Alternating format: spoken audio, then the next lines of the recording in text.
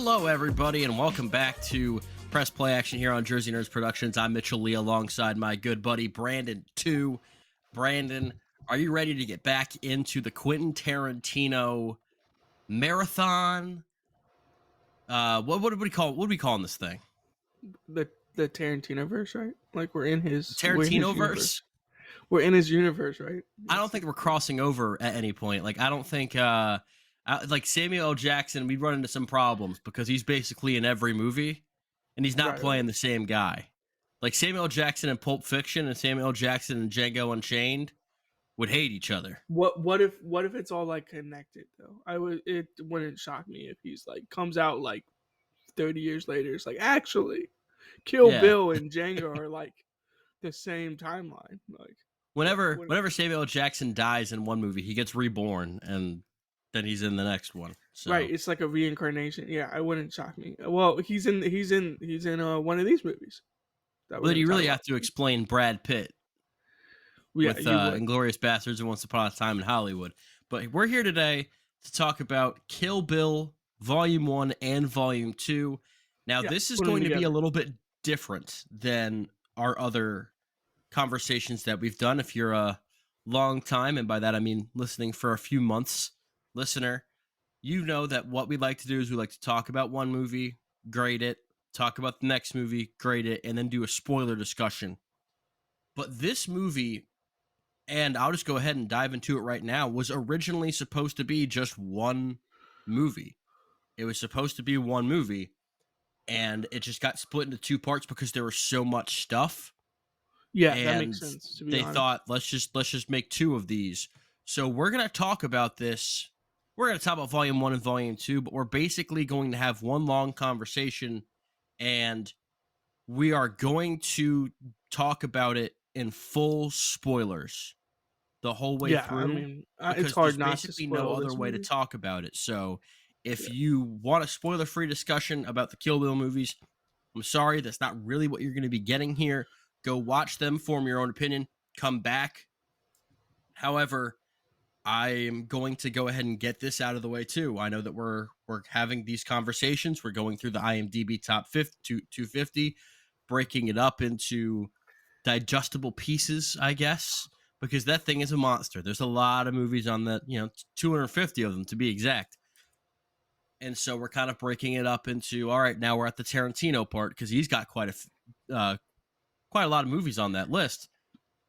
And when there's 250 movies on a list, 250 movies that are some of the most beloved movies of all time, there are going to be some times where I can't get on board with the love and praise that everyone else is heaping on a movie. And I might still really like it. I might not really like it, but I'm not going to love it the way that everyone else is.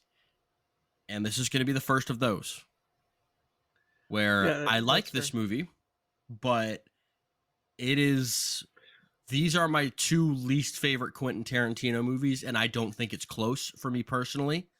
I love the guy, but this is also this duo of movies for me, and we'll get into why, is what keeps me from saying that Tarantino is like my all-time favorite director, because so many people hold, especially Kill Bill Volume 1, on a pedestal where it's considered to be one of his best movies, and I am just not... I'm not able to quite get there, Brandon. I hate to say it. I don't think it's quite as worse as you're putting it. I think it's more like, as you can tell by my little name at the bottom, is it mid? It's probably like a mid Tarantino movie for me. At least for one Tarantino. Of these. Yeah, at least one of these. I still think they're good movies. And I think some of them have Tarantino vibes to them, and you can definitely tell Tarantino is directing, writing, his fingerprints are all over these two movies, but it just didn't work for me quite as well as, say, Reservoir Dogs or Django, as we've already, reviewed those two movies. I absolutely adore those movies and love them. These movies aren't quite on the same level, but I do appreciate that it is still Tarantino, and you can like really tell it's Tarantino in some parts of the movie. All right, let's get into what this movie is about. It stars Uma Thurman as the bride, and she is on a revenge quest. This is very much a revenge martial arts type of movie, and she's about to get married, but she is killed. Although she's not killed, she's left for dead by a group of assassins that she used to work with called the Deadly Viper Assassination Squad, and played by Lucy Liu, Michael Madsen, Daryl Hannah, Vivica A. Fox, and they are led by Bill, played by David Carradine, and they try to kill her. They think they've succeeded, but they haven't. And after being in a coma for 4 years, she goes on her quest for revenge to kill each and every one of them, and most notably Bill. Hence the movie being called Kill Bill, because Kill William just doesn't have the same pizzazz as Kill Bill. And this movie, like I mentioned, was originally supposed to be just one long movie. And who do we have to thank for the fact that it is two movies?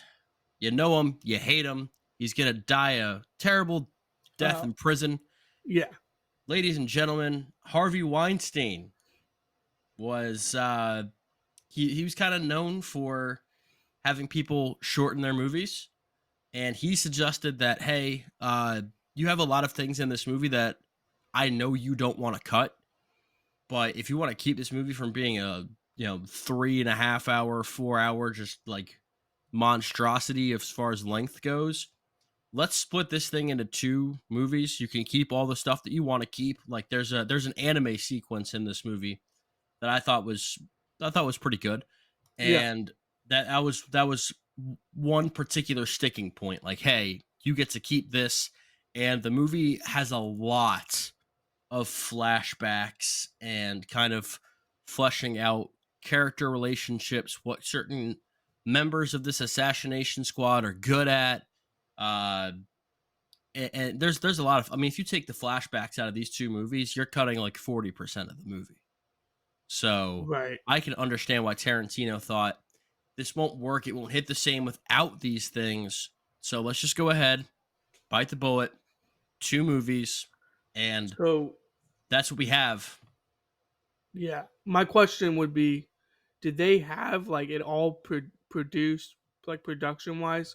It was ready to go as like one movie, and Yeah, then they just made the decision to like edit it and like cut it, because you can this kind of tell. I think I texted you like, "Oh, holy cliffhanger!" Like I couldn't believe like the cliffhanger that they kind of left off on, but like yeah, it makes sense now. Like if they made it one movie and then kind of like just edited it to be two, basically. they yeah, they filmed it as one movie, which is going to be Kill Bill. And the movie was set to come out in October of 2003, and it was announced that it would be two parts in July of 2003. So my guess is they announced that after they had done quite a bit of the editing work. You're not going to announce that and then have all of that. That announcement, if it was made that late, it seems to me like it would also be It was late in the process. and we're moving the release date back. But it seems like they had already done that before they announced it, so that gave them the time to be able, because they released Volume 1 October 10th, 2003, October Volume 2 April 16th, 2004. So Oh, okay. this was like really, really close. So they You were only had to almost, wait 6 months. yeah. Well, I mean, if you absolutely love Kill Bill Volume One, I mean, if we transport our mind, if we time travel back to 2003, 2004, you're probably like, wow, I just got out of the movie and saw that. Like, I can't wait for Volume Two. Like yeah, it was coming. So they might have had Pop quiz, trailers Brandon. for both movies in the theaters at the same time. I mean, I know they did it, but they could have done that. P- Pop quiz, Brandon. You ready for this? Yeah. There was another movie series in 2003 that had a movie come out in May, and the sequel to that movie come out in November of the same year. What movie franchise is it? 2003 2003, Brandon. movies. I'll give I you a want to hint. say It's the second and third installment of the franchise. I want to say Harry Potter, but that's not Nope, correct. it's not Harry Potter, It was Maze Run. No, not Maze Run. That's too late. but that's not even a little true. Yeah, it's not even a little true. Well, what is it? I'm blanking on We'll 2003 get to it franchise. down the line because the IMDb Top 250 has The Matrix on it. Oh, Matrix Reloaded came out in May of 2003, and The Matrix Revolutions came out in November. so So is that the same thing with Matrix? They were just like they basically made two films and then they were like, let's just cut it in.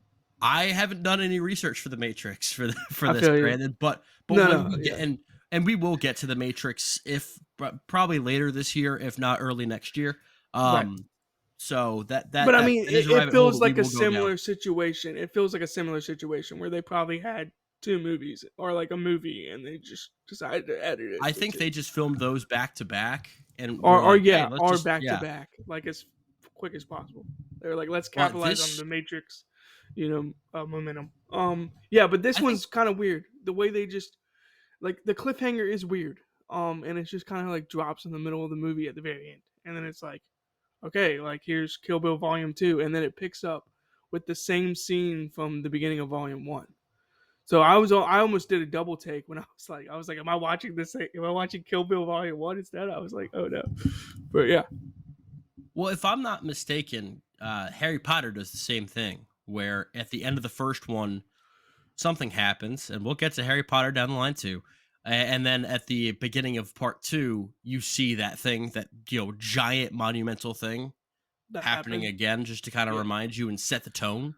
So right, I right. think that that's kind of the same thing that Kill Bill was doing here, where this movie starts off and you're in it right away, as it's just like a seemingly peaceful suburban neighborhood, and Uma Thurman's going over to Vivica A. Fox's house, and they just start like trying to kill each other in Vivica A. Fox's house. And I thought that was one of the stronger sequences of either of these two movies. Yeah, Was definitely. you also felt the, and I do think that there's one thing that this movie does well in parts and not well with others, and I'll get to it. Is with this particular interaction, I felt the time behind these two. I felt like these were two people that were friends, that something happened, and now it's I'm gonna get you, bitch.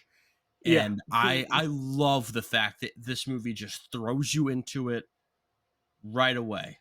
yeah. This scene between Vernita Green and the bride, I think it's hilarious because it's at one point interrupted by Vernita Green's daughter Nikki coming home from school, and then they both turn and they have like a knife behind their back, and they're like, obviously Nikki's like, "What's going on? Their house is like destroyed." It's like, "Oh, I'm just talking to an old friend. Like, go We're just upstairs, playing. Nikki. Yeah, we're just playing. Like, go upstairs, Nikki. Like, it will be okay."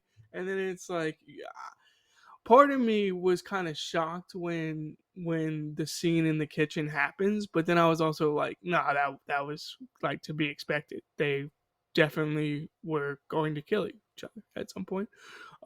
So yeah, I don't know, it's such a strong opening to the movie, but it's also very funny to me. And I texted you this like immediately as I started watching. I was like, oh, so they're just gonna like bleep out her name. Like that's like a plot choice that they're gonna do. Like they're not gonna reveal her name to you. I think that was an interesting choice by Tarantino.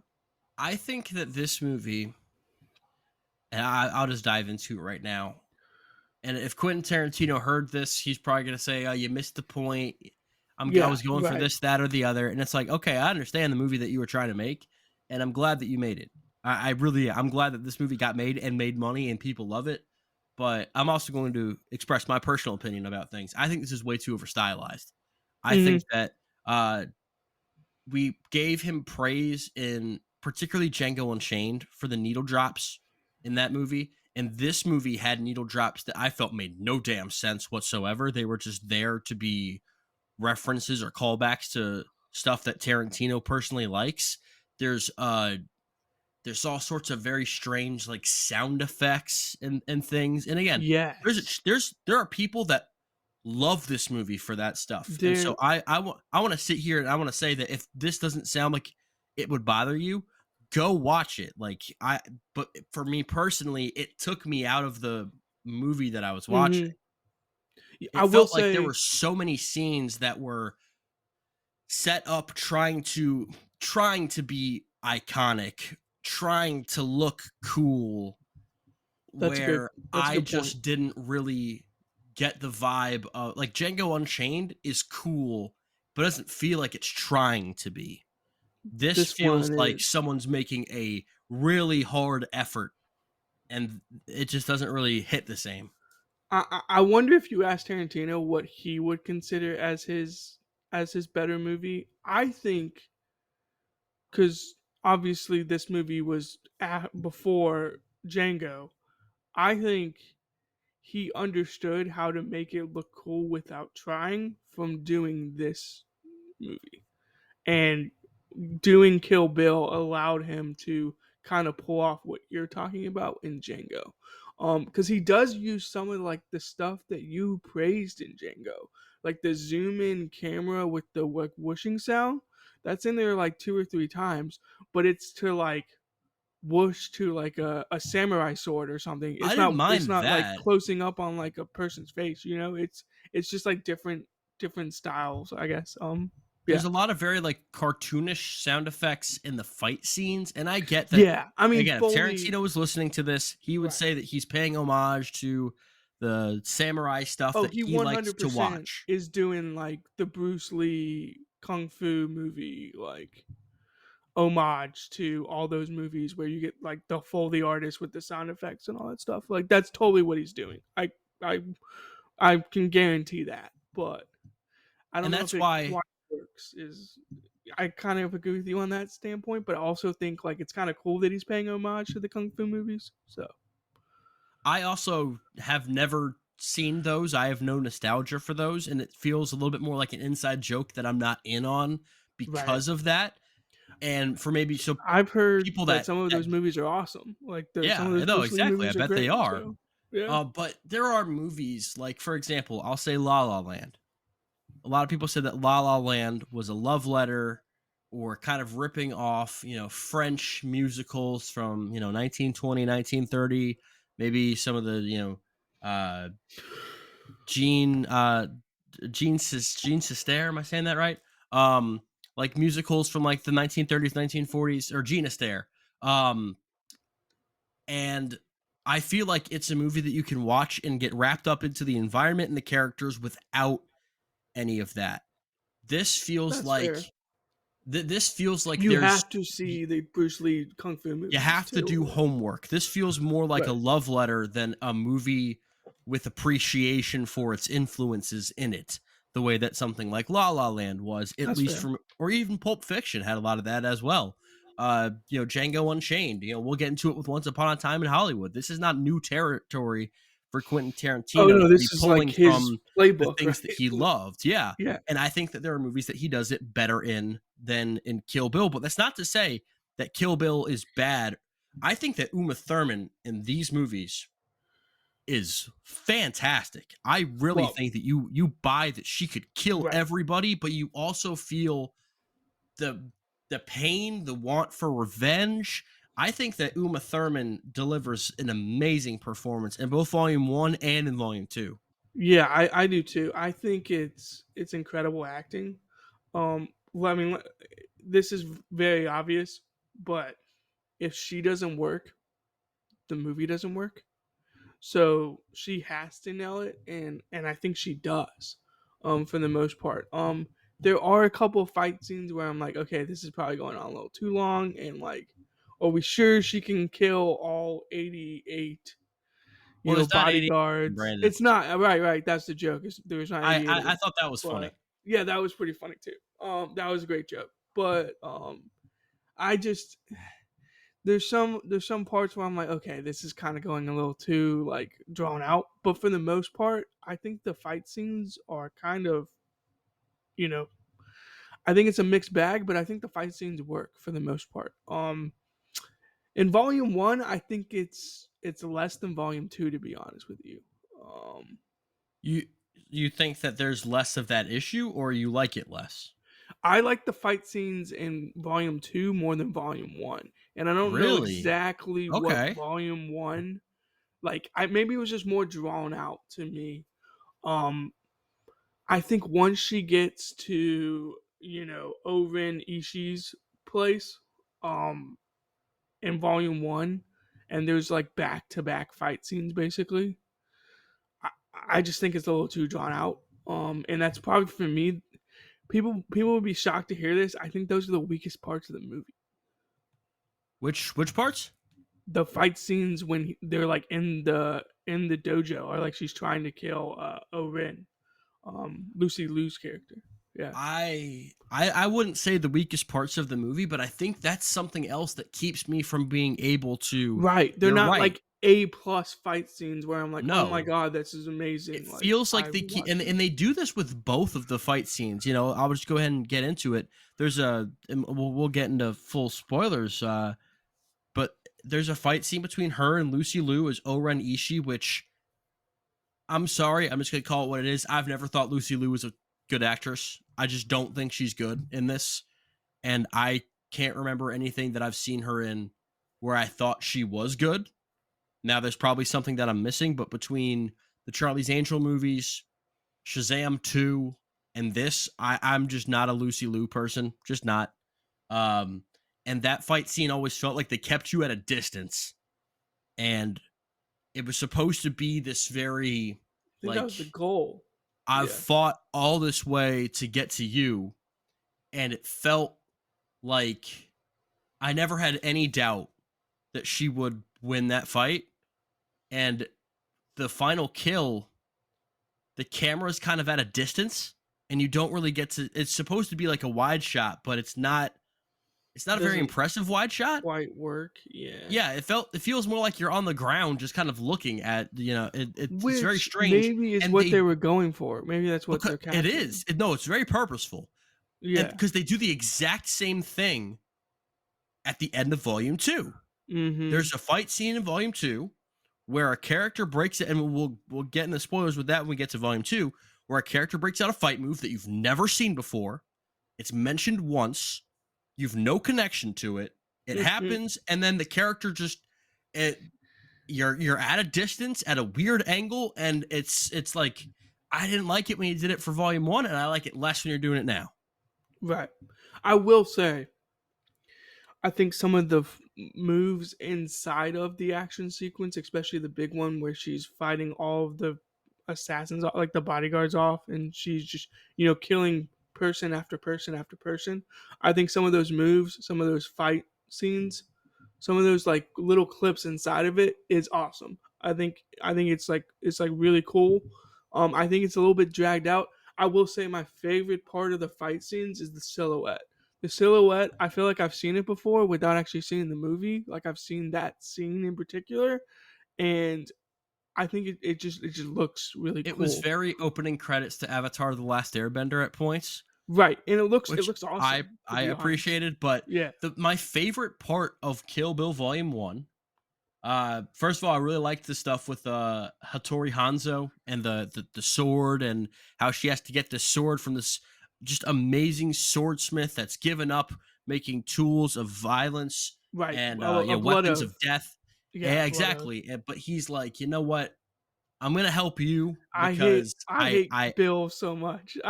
Yeah, yeah, it's that, but it's also like just knowing what happened. I've got to do this. I'm But gonna break my oath. Yeah, to do this. and Yeah, I liked that, and there was a kind of a groove that this movie was hitting around, maybe not the halfway point, but a little bit after that, where that, and then you see the backstory, and you get to learn a little bit about Go-Go, one yes, of Oren Ishii's her kind of bodyguard. bodyguards. Yeah, her bodyguard. And I really liked that character, and I thought that the fight scene between her and the bride was the best one in these 2 movies. Oh yeah, The that best the I best think that's one-on-one combat scene in these movies was between those 2 characters. yeah. It's either that or L in Volume Two. Yeah. Um, Yeah, I 100% agree with that. I do like while I did say it was like drawn out, what it basically is like one small fight scene and then the huge fight scene where she's fighting off all the bad guys, and then another small fight scene with Go-Go. And then after she gets to Oven, that fight scene doesn't take as long as some other ones.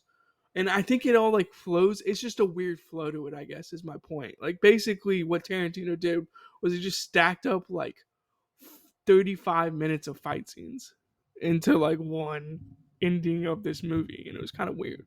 There are two recent movies that I think do what this movie was trying to do better. And Yeah. I'll say that John Wick Chapter 4 has a lot of those, like, I'm fighting large groups of people, but at Right. the end, I'm trying to get to this one person. And I Yep. think that did it a lot better, where you feel the tension of that last scene a lot more. And also, I know uh, I've had this movie, down my throat, in my mouth for the last month, but Dune 2, where the end of the movie has this big fight scene between two characters, hand to hand combat, and it's not very long. It's a pretty short fight sequence. If we're really talking about Some people were mad about that, to climax, be honest. climax fight sequence, but let me tell you, you felt the intensity, you felt the stakes in ways that I never felt in this movie. That's fair. And Yeah, no, I I think just you think there's felt the less. history of that, of you felt like it was that this fight had decades, and everything was leading to this, whereas Kill Bill, even when she gets to Bill in volume 2, I never quite felt that. And I think that that was a big misstep of Yeah, this movie. either he wanted that to be the case where you felt it, or he wanted to almost be like purposely like these two characters are distanced from each other, and like there isn't that history. But almost the whole movie is about the history between Bill and all these other assassins and like the revenge What tour links that them she's all? basically Yeah, on. that's why you're Yeah, getting all this background information for right. most of the movie. Yeah, and I maybe it just doesn't hit like the Oren stuff. Like I didn't mind any of the scenes that like they did like backstory about Oren, but like at the end of the day, I didn't I liked feel. the action of those. I liked the fact I liked that. I just don't think Lucy Liu's a Yeah, very strong actress, but I yeah. liked the I writing and I mean, liked the action. exactly. Yeah, I mean, I like the action in that too. So it was almost like, yeah, give me this backstory.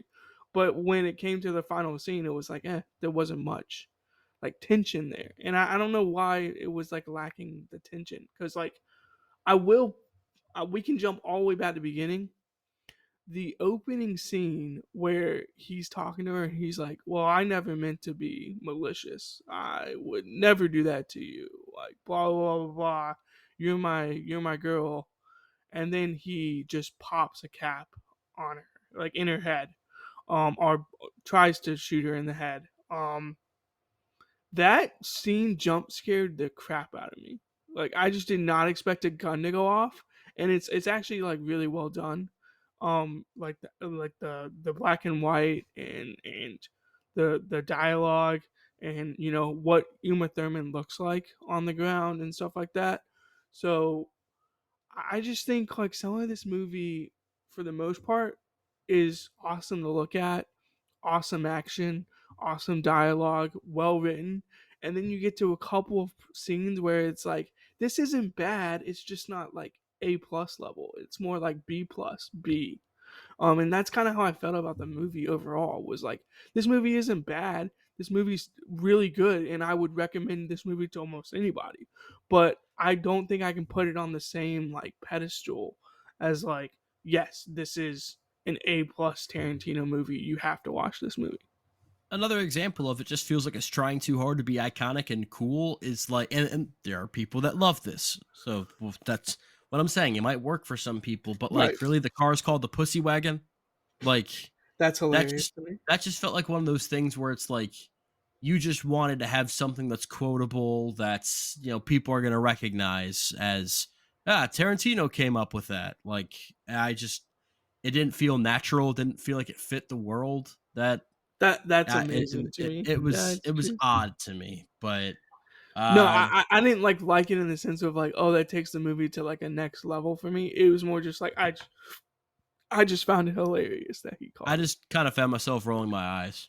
Right. Oh, that's fair. Yeah, I mean, but then the callback in volume two to when Esteban goes, "Oh, I heard you were driving like a truck," and she's like, "Oh, the wagon gave out on me," and she's like driving this like I don't even know. I'm terrible with cars sometimes. Like I think she was driving like a Chrysler or something. It was like yeah, she was driving like this old like 1960s like Chrysler or whatever. I'm like that's kind of funny. But yeah, I By the mean, way, would you go like ahead. to guess where this thing is on the IMDb top 250? It's gotta be like Kill Bill Volume 1 has to be like 75. 152. Man, but the way people talk about it, you would think it's like in the top 100. Like I like I, to kind of because separate because Tarantino movies into three tiers. yeah, There's Pulp Fiction, and that's on a tier of its own. that's not entirely true, but okay, go ahead. I think that people kind of hold it up as like the Tarantino Yeah, yeah, untouchable movie. yeah. And then I you feel have the movies that are considered to be like Tarantino's classics. Reservoir Dogs, Kill Bill Volume 1, Glorious Bastards, Django Unchained. yeah, that's And fair. then you have good Tarantino movies, maybe underrated, maybe overrated. Jackie Brown, Kill Bill Volume 2, The Hateful Eight, and you have Once Upon a Time in Hollywood just kind of floating out there. Depending on who you talk to, it could be in any of those tiers, except for the Right. Pulp So Fiction one. someone's like actually that's closer to like the untouchable Pulp Fiction tier than it is Yeah, like his worst movie. Yeah. yeah, that's the one that is like who people are all Which over the place on we'll that get one. to it, but Yeah, next one. I saw that movie 5 times in theaters, so Oh wow, I, my I God, think I, I think I know where we of where stand you on. fall on things. Yeah, I think we know where we stand on that one. But I don't I know if guess this was a $30 million budget or if the two of them combined oh, that's a good for a point. $30 million budget, but I this don't think kung fu movies like that type of action stuff is hard to do. Like you definitely need like I bet it's special tough to effects. do. It's just not Well, as no, it's expensive. not as expensive. This is what I meant to. Yeah, that's what I meant. Oh, It's an you mean from like incredibly a yes, yeah, yes. It's incredibly tough to do from like an execution standpoint, and that's why movies fail at it. But immense amounts yeah, of choreography.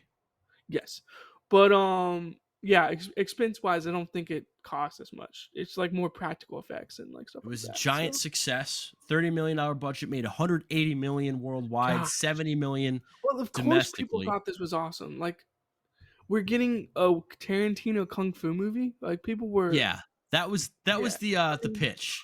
Hey, Tarantino right. is directing an homage to the kung fu martial arts movies of yesteryear, and that's all people needed to know.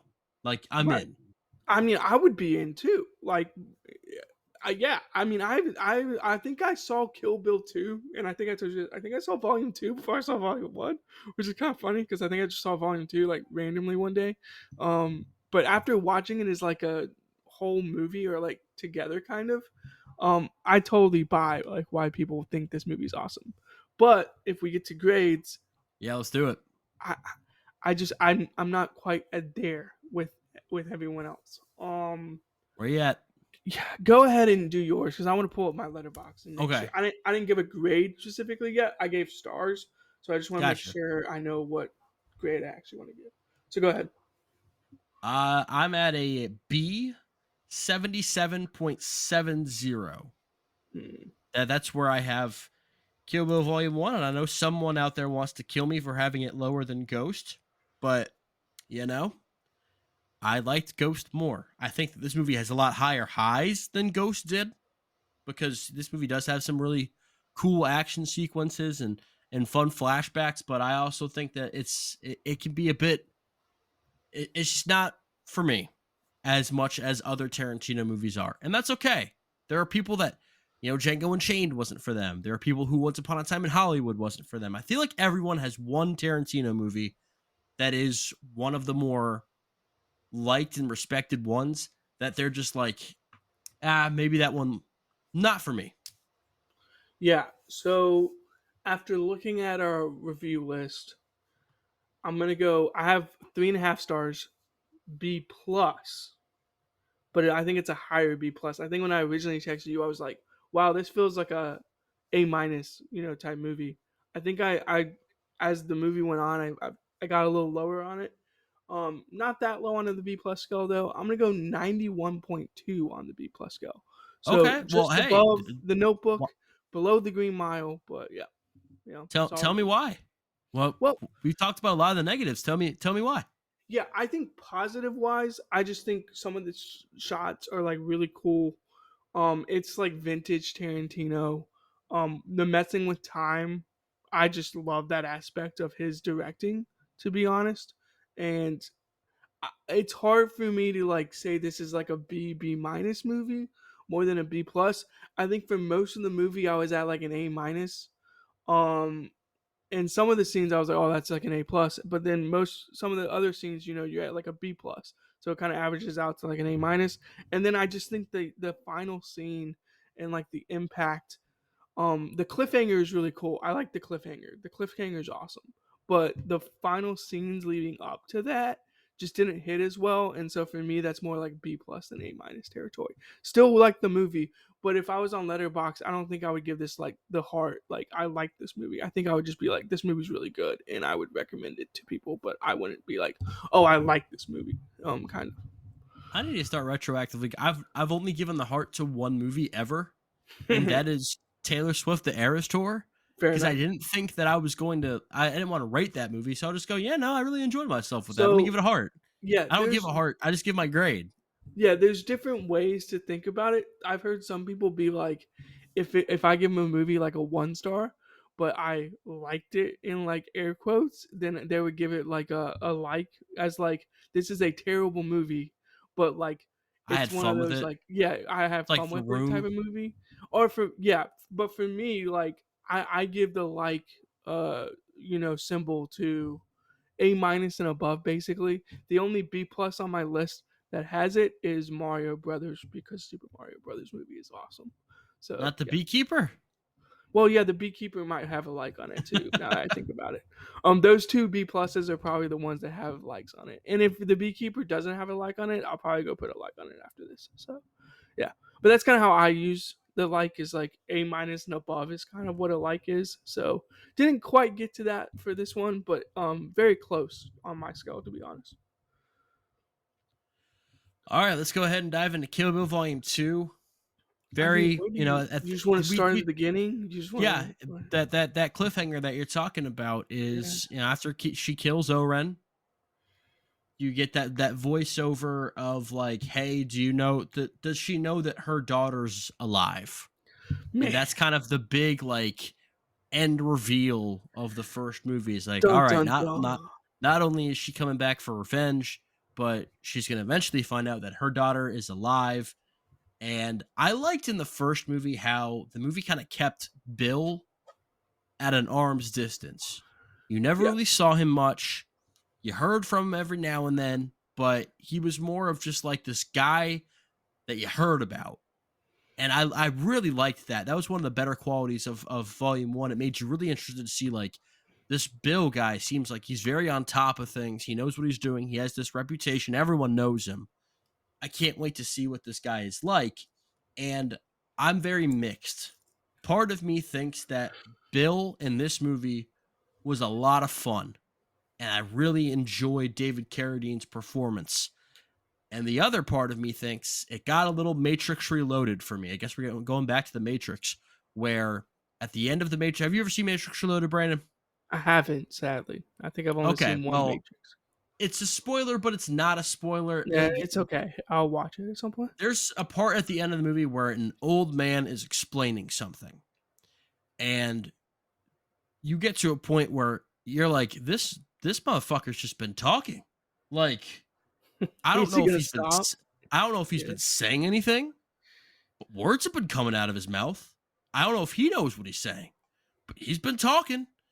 And I feel like there was a little bit of that with David Carradine in this movie. Again, not his fault.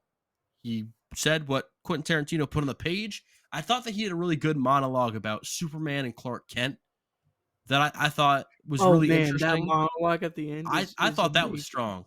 Yeah, Yeah, that that's that was one that of the was really best it was this whole monologues. thing. It was this whole thing about how Superman and why he's different than other superheroes is because the disguise isn't the superhero. The disguise is, hey, I'm just a normal person.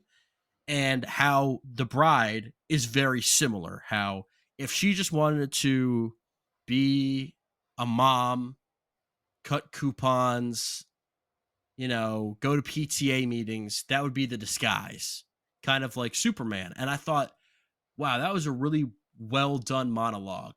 But then we have to hear like five more monologues directly after that, and it kind of lessens the importance. It's like if you give six of them in a row, none of them are really all that important or special.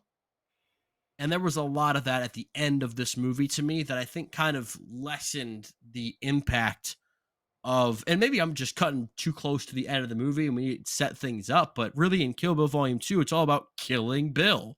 We got to get to Bill. That's what you come to Volume 2 to see. And David Carradine has a much more expanded role in this movie than in the first one. And there's a lot of stuff that I liked from him and a lot of stuff that I did. It's like the whole movie as a the whole series as a whole. There's things I love and there's things that I'm like, Mm-hmm. wow, I really wish that you had done that a little differently or cut some here. It's not bad. It's just like I wish it was a little bit different. Yeah, I totally understand what you're saying. Like, I guess my point is, but let's just get into it. Michael Madsen as Buck. Loved him in Reservoir Dogs. I'm gonna I'm gonna go out on a limb and say you did not like his scenes, most likely. Um, I liked him. I really okay. liked him. There's a Yes. scene with him. Yes. There's a scene with him and Daryl Hannah where they're exchanging a sword for money.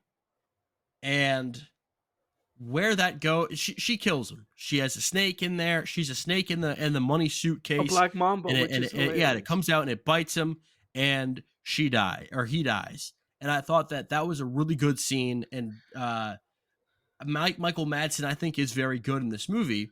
However, there's an entire sequence with him at a strip club that I'm like, you could have easily cut this out of the movie. This is just like pointless. Yeah. So I think it definitely could have been at least shortened, if not cut completely. But I think I will understand where Tarantino was going with it and like where he was doing with it. He was basically trying to show that like Michael Madsen's character was like, Desperate for money. desperate for money at the very end. And actually, when you talk about needle drops, I think the needle drop of Johnny Cash's song right before he shoots the bride in the chest with the rock salt is actually like really well done. Where it's like I was a winner, but now I'm down on my luck. And then he just shoots her with the shotgun. I think that's hilarious. But yeah, I actually like the Michael Madsen scenes. I was curious if you like them too, but I think that might be the strongest part of the movie up until like the scene with Elle and the fight scene, obviously. Inside of his trailer after he obviously passes away, but um, then there's a fight scene between Elle and Uma Thurman's character, the bride, and that fight scene is kind of awesome. I do like how she goes, there's this kung fu master named Shay Mei that like apparently Pay has taught May. all these Pei Mei, sorry, Pei Mei, You had the who is rhyming down, but the I word's did, wrong. I did. Pei Mei, who is like taught all of these people like basically the martial arts that they use or like the kung fu that they use. I mean, he's got to be the master of like every person. He's Bill's master, right? He's Uma Thurman's character, Daryl Hannah's character, like all the assassins in the Viper assassin game. Like he's got to be like the iconic like kung fu artist. And you find out that like Elle's character has an eye patch, and it turns out that like Shay May like basically grabbed her Pay eyeball out. May. Sorry, I need to just think of Payway and then say Pay May. Yeah. Pay May grabs her eyeball out of her eye, like just out of her eye. And Uma Thurman's character goes, well, what did you say to Pay May to provoke him to do that to you? And she said, well, what was it? I called him an old, A miserable like, old fool. yeah, a miserable old fool. And she's like, well, that will do it. And I was like, that's I just actually hilarious. like I said, there were some characters where you felt the history. Yeah, I never felt the history between Lucy Liu and Uma Thurman. I that's never fair. felt the history between Michael Madsen and Uma Thurman. I felt the history between Daryl Hannah and Uma Thurman. Yeah, I felt like these there two was never something really there. liked each other. There was something there. Yeah. Like Vivica A. Fox and Uma Thurman, I feel like they were friends, but now they're kind of pissed off. I felt like these two were always a bit competitive with each other, and Daryl Hannah specifically just Hmm. always had it out And for then Uma Thurman. And their fight scene was I'm with you. I thought that it was one of the better parts of the movie. yeah, and then after they're both fighting each other with these Hanzo swords, which is crazy. Like apparently Michael Madsen's character Bub was like, "Oh, I pawned I my sold it Hano, for two hundred yeah, dollars. for two hundred No, I dollars." didn't. No, you didn't. Come on, let's be honest. So they're both fighting with these like samurai swords, and then I think one of the best, like, and honestly grossest scenes is when Uma Thurman's character does the exact same thing that Pei did and snatches out her other eye. So then she's completely blind. And Hmm. she's just like going around the trailer, like screaming, yelling, like has no idea where Uma Thurman is. Is like, I'll kill you, bitch. Like I can't believe you did that to me. And then the bride drops the eyeball on the ground and then squishes it. That is absolutely disgusting. And I think it's a great wrap up to the fight scene because like Uma Thurman's character doesn't give a rat's ass if she kills Elle. She just wants Elle to like suffer basically. She's like, yeah, that was like part of my revenge. Is like I'm not here to kill you. I'm just here to like basically make sure you like are have a miserable life. And I think that's really well done. At that Um, point of things, to me, it just seemed like I don't care if you die. I just need you out of the way to get to Bill. right, right. That's what it seemed like to Yeah, me, and I that's a kind of fair point. appreciated the fact. I, if there's one thing about Kill Bill Volume 2 that I did feel is I felt that Uma Thurman, by the time that she gets to Bill, she is exhausted. Yeah, she's like, I'm Like done with this. I definitely felt that towards the end of things. But getting back to Pei Mei for a point, this motherfucker's a cartoon. I Like mean, this dude, yeah, like with his eyebrows, and he keeps on like flipping his beard, and it's a nice beard, nice beard. like this guy's a cartoon, and that's the one complaint that I have, that Tarantino would be like, yeah, that's on purpose. I did that for a reason, and I get that. To me, it just kept taking me out of. There's a good chance that I'm missing the point of this movie. That someone that Well, loves this movie would say you're missing all the things that make it I great. think, And to me, it's just it it isn't it's just not for me. yeah, I 100% get your complaints.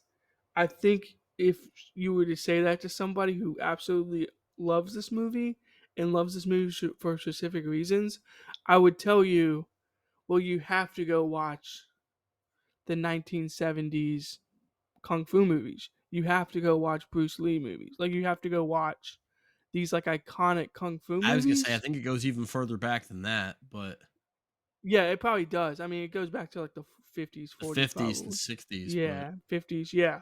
But my point was I think if you're missing those iconic movies, and I've seen a couple of them. I haven't seen like all of them. I have one friend who like that's all they would do in college apparently is they would just pull up like Bruce Lee kung fu movies and be like, "Oh, let's go through Bruce Lee's volume." And he's like, "This is actually like they're not incredibly like well made movies sometimes, but they're like very cool action kung fu movies. I think if you haven't seen those, I think you're just missing like a really key part of it. And I get your complaint because it almost feels like you have to do homework to watch Kill Bill. Like, and I totally understand that point of view. Um, also I want to say a good yeah, hearty fuck you to Harvey Weinstein. Again, yeah, just fair, apart from the fair. regular. Oh no, just keep putting it out there. Yeah, I But mean, Quentin Tarantino has always maintained that I'm only going to make 10 movies. So congratulations, Harvey Weinstein. You took a movie away from us. this movie. No. Well, yeah, if Kill Bill was one movie, Tarantino would have made Well, one more movie. it's one movie. Let's just say it's a one He movie. considers it to be two. So That's he we lost one movie because of Harvey Weinstein. Quentin's being lazy. That's Well, lazy on his no, I would like to tell Quentin Tarantino, you're allowed to make more than 10 movies, right? That's a thing you can do. Ask Ridley Scott. I mean, granted, Ridley Scott pumps out, trash like House of Gucci now, but Oh, but he also pumps out like The Martian and The Last Duel. So, right. So you'll get some good stuff in between the bullshit. right. I guess the last thing I have for Uma Thurman's character is that opening monologue is actually like it's cool. I think it's awesome. It kind of like puts you in the movie immediately, and then the scene with the massacre at Two Pines.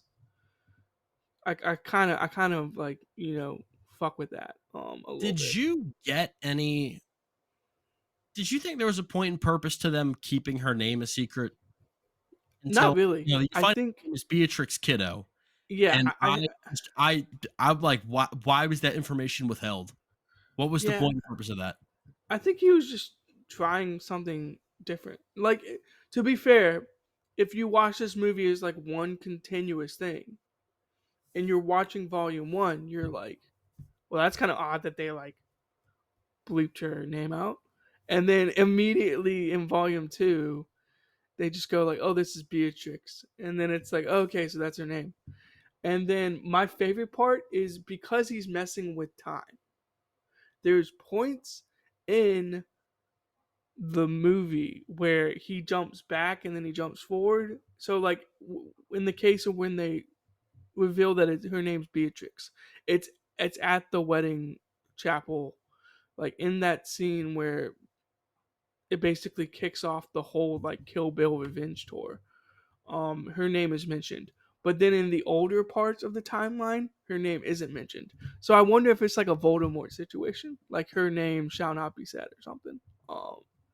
Cause yeah, maybe that's what he's going for. I don't know, but I do like that he was messing with the timeline a little bit. And I think I mean, would you agree that that's probably Tarantino's like best quality or best characteristic in his movies is that he's able to mess with time better than most people? Because I think that's really his strong point. I think if other people try to do what he does in terms of like messing with time, I just don't think it works. And I think I when don't he really does it, it think about works. that with I know you don't Tarantino a really think whole about it, lot, but he because if you does look it a at his lot. He really well, if you look at does. his later movies, he doesn't do it too much. Right, but these early movies, he's doing it all the time. Yeah, no, Pulp Fiction, Reservoir Dogs, this. Yeah, no, there's definitely a lot of that in Even there. Django, he's like going back and forth between like, well, like there's flashbacks and stuff like that. Like he uses flashbacks a ton. Like he really does. If we're being honest. I guess. Yeah, I I don't think guess I about it a was lot just with him though. yeah. Okay, that's fair. I was just thinking like, is there another director that like really pulls off Really? like Really? what? I Really? mean, You're gonna make me there bring up is there is Christopher one Nolan? director. Yeah, Christopher Nolan does it. Come on. But outside of Nolan, like it's not really like people's I'm like sure defining there's someone, characteristics. and I'm sure there is. Yeah. I'm just blanking on it, and we'll Yeah. get to it. I know that, I guess my point and was is that I just sooner, really like that in this movie. I like the time well, manipulation and jumping back and sooner around. rather than later, probably in the next month, if not less. No, I'd say a month or two. We're gonna get into Francis Ford Coppola, and Godfather 2 does that a lot. Yeah. There's a lot A of, lot of jumping around. exactly. So, um, I haven't seen too many other Francis Ford Coppola movies, so I don't Have you know seen if Apocalypse that's. Now? I have not. I have not. Can't wait Me to get either. to it. I haven't seen Bram Stoker's Dracula, The Conversation, any of that. So, Mhm. maybe there's some of that in there, but I know The Godfather 2 uses it quite a bit. Yeah, that's fair. Yeah, I guess my whole arching point was I really liked it in this movie, and like all of his other early movies where he's done it, I really like it too. So I just think he pulls it off really well, and it doesn't always make sense, but it comes together at the end, and that's what I can really appreciate about it. Speaking of the end, let's talk about Yeah, it. At the end, she finds out that Bill is basically, uh, well, she is the he is the father of her kid, and has been taking care of this little girl. And there's all these conversations about death. And again, like, Bill goes on like 6 monologues. One of them's fantastic, 2 of them are good, and the other 3 are like, okay, can we get to the point? And Right. at the end, they they have this fight, and she does this thing called the 5-point palm exploding heart technique, which, I'm sorry, but is this Kung Fu Panda? This felt very like I was just waiting on her to This say is skadoosh. this is like Bruce Lee's like 6-inch punch. I know that I there's a mean, lot of that's what it inspiration is. from those movies in Kung. It works better in a cartoon. All No, it right, does. It that does. It that type does. of thing, and it's something that you never see her learn. I never got the I would have liked to have seen her earn the respect of Pei Mei. You never see that. To be fair, she's doing the 6-inch punch against the wood to like break it. So she's Yes. definitely And like you doing see the work that went into that, and you see the right. results. And so when that happens, you're like, "All right, it's earned." This Right. doesn't have the same feel. No, It's the it doesn't. climax of 2 movies. Yeah. I will say maybe, just maybe, it's a purposeful move by Tarantino because she never mentions it to him. And when you see it, I guess maybe he wants like a shock factor. It's Like, supposed to be a oh, surprise to everybody. that's the 5-finger punch or whatever. Yeah, I mean, Brandon, I want you to know something, and I think you do know this. There is no such thing as an unpurposeful move from Quentin Tarantino. no, Everything that that's a is good on point. that That's a good screen point. has been I mean, meticulously planned out. There's no accidents. do you think his 10th movie is just gonna be like, fuck, I'm just gonna put stuff on the screen? He's like, I don't care. He's like, His 10th movie is just going to be a whole lot of, like, audio accidents and, yeah, I think you they've know, already announced what it is, but it's just gonna be like a bunch of random scenes and stuff like that, I which is want to say hilarious. Brad Pitt is in it, and Yeah, maybe I feel like I've heard Miles Teller, which, good. I love the guy, but right. But my yeah, that's a very good point. That Tarantino, like everything he does, like definitely has a purpose to it. So yeah, that's I mean that's what it is. Is he's just trying to shock the audience. I do like the exchange because what I found hilarious as a callback is when Bill does get hit with that move, he goes, "Well, you know, I'm about to die, but I have this time until I stand up and take 5 steps." And so it's just like another monologue on top of him getting hit. And he's like, he's like, "Do I look good?" And she's like, "Yeah, I think you're ready." And he stands up and he takes his 1, 2, 4, 5 steps, and then he falls over. And it's like, okay, that was like a good callback to like what the move actually does to people. mhm. But yeah, I mean, at the end of the day, I think the monologues are like a little bit weird from Bill's character. There's Um, just too many of them. I mean, but I think I Guy think that was loves the to point, talk. right? That Yeah, was the yeah. point, is that he just like loved Yes, to there's talk. a point to all of this. That doesn't mean I have to like it. No, no, you don't have to like it. I'm just saying that I mean, Tarantino really tries to hammer home the fact that this dude loves to talk. Like, Yeah, he's just hammering home. Yeah. I guess do you want to get to grades because yeah. And I my don't think there's grade's much not too left. much different than the first one. Although I thought that I was going to, I liked the I know. opening I part of 2 better, mm, but I don't think it concluded very strongly. So I am a little lower on volume 2 than I am volume 1. I went B, so same grade, 10.25%. So on the lower end of a B. And this is definitely by most considered to be weaker than volume 1, because guess what? This isn't on the IMDb top 250. But you can't review volume 1 with something else, right? You have to review 1 and 2. fair. Um, you might be shocked. I have this movie ahead of Volume One. No, I get it. I can completely understand that. I think it's better. I It's have it more as an dialogue heavy than the first one. The first one's more action based. yeah. I have this one as have this one as an A minus It's below The Notebook, but A minus 75.2. Wow. Yeah. There's hey, this is the first time we've had a bit of a major I gap like it. between where I am and where you are. I I like the movie. I can't really explain like why I like the movie better than one because I think one has better action scenes, but I think two is just like here's Uma Thurman at her best, and I really like it. I don't I like it as expected much to as his like other Tarantino movies, but I like it. I expected to like 2 a little bit more because Yeah, everyone told me that 1 was action, 2 was dialogue. And for me personally, if I got to take one of those 2 with Tarantino, give me the dialogue yeah. because Give me that's typically dialogue all what I day. like more with Tarantino. It's the classic tomato-based versus vinegar-based argument. Which one do you like more? Which Tarantino do you like more? And I Right. felt that this movie just did a little bit too much meandering at the end and was a little too had a little bit too much. There are a lot of Tarantino dialogue scenes in movies that are quote unquote pointless, but like the Royale with cheese thing's iconic. The back and forth with that, it doesn't add much to the movie, absolutely not. But it adds enjoyment to the movie because you love seeing these characters go back and forth. And to me, Right. when this movie tried to have those superfluous conversations that don't really have much uh bearing on Are you the thinking about overall Esteban? Because script, Esteban whether is it's the one I'm thinking Esteban of. or whether it's that scene at the strip club.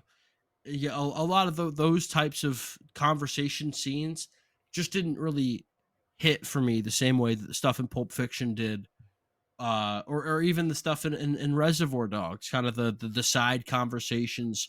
Django Unchained, like we had the conversation about how he was trying to explain to the one slave how to treat Django, and that was just a side conversation that worked, was somehow really interesting. And that's the kind of thing that I think that this movie lacks for me personally. But if you love these Kill Bill movies, and I'm glad that you really liked both of them, it Yeah, seems like you were really, you didn't love either of them, but you really liked them, and I'm yeah. glad that you were able to that you were able to find an entry point that I just wasn't. No, no, that's a good synopsis of how I feel about these movies. I like them. I don't love them. Um, but I think it is kind of funny that they're sandwiched in between The Notebook at A minus 88.5 and The French Connection at 87.8 B plus. So I do find it funny that they're sandwiched in between The Notebook and The French Connection. Who would have ever thought that as a combo of Kill Bill movies in between two random movies that we have reviewed so far? So I think that's very funny. Yeah, I've been kind of keeping track of the years on my letterboxed, Yeah, and I'm not gonna do that, but yeah. I've seen 4 movies in both 2004 and 2003, and funny enough, Kill Bill Volume 2 was my least favorite movie I've seen so far in 2004 since I've been really keeping track of this, behind Shrek 2, The Notebook, and the original Saw. Yeah. Oh well, the original Saw is the best Saw. So And then in 2003, Kill Bill Volume 1 is 3 out of 4. I've got Elf at number 1, such the timeless Christmas classic. X2, X-Men United, which I think is the best of the original X-Men movies. And then behind Kill Bill Volume 1, not as bad as people think it is, but still nowhere near as good as the first two, Terminator 3, Rise of the Machines. mm, yep, that's So fair. got 4 of those. And I have, as far as my reviews for this, Kill Bill Volume 1, again, right behind Ghost, right in front of Warm Bodies. Kill Bill Volume 2, behind Warm Bodies, but a good bit in front of Now You See Me. That's fair. I mean, you know, as we keep doing these movies, I think I'm just gonna realize that like as I said at the last podcast, Tarantino is just one of my favorite directors. So I was gonna say Well, actors, but directors is no. yes, yes, directors. Well, that will be put to the test next week because the next reviews that we are going to do are 2 of his more recent movies. Once Upon a Time in Hollywood, his most recent movie, and Inglorious Bastards. So No, these those are gonna be A's. I can already tell. I don't know where I'm gonna fall on these. I'm gonna keep that a little close to the chest, and then Fair after enough. that, we'll get to the two most underrated, or I don't wanna say underrated, underappreciated Tarantino movies. That being Jackie Brown and The Hateful Eight. As we wrap up Quentin Mhm. Tarantino, Brandon, he's made 9 movies. We've seen over half of them now. We've seen 5. We can start So making a Tarantino we're list gonna at have the that. end. Hey, at the end of Jackie Brown Hateful Eight, we'll have our official Tarantino rankings. So I I think can't we wait should to make do a that with you. combined one, but yeah, we'll see. Maybe we Yeah, oh yeah, I'd combine like that too. the numbers. Yeah, but sounds good, man. Yeah, always willing to talk about Tarantino. Let's do it. All right. I'll talk to you about Inglorious Bastards, Once Upon a Time in Hollywood next week. Thanks for listening. And please check out these movies. Just because we weren't as crazy about them as other people are does not mean that you shouldn't check them out. Please give them a watch, form your own opinion, and come back next week.